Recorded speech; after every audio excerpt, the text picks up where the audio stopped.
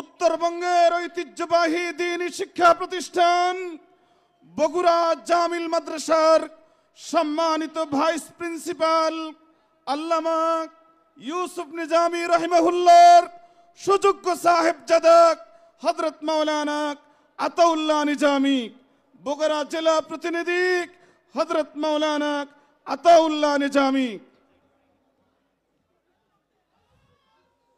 نحمده ونصلي على رسوله الكريم أما بعد فأعوذ بالله من الشيطان الرجيم بسم الله الرحمن الرحيم ما كان محمد أبا أحد من رجالكم ولكن رسول الله وخاتم النبيين وقال رسول الله صلى الله عليه وسلم أنا خاتم النبيين لا نبي بعدي أو كما قال النبي عليه الصلاة والسلام। محترم حاضرين, আমাদের বক্তব্য অত্যন্ত লাউড এবং ক্লিয়ার। আগামী সংসদ নির্বাচনের পূর্বেই অভিশপ্ত কাদিয়ানীদেরকে বাংলার জমিনে অমুসলিম ঘোষণা করতে হবে। এই ব্যাপারে কোনো প্রকার গড়িমসি টালবাহানা বরদাস্ত করা হবে না।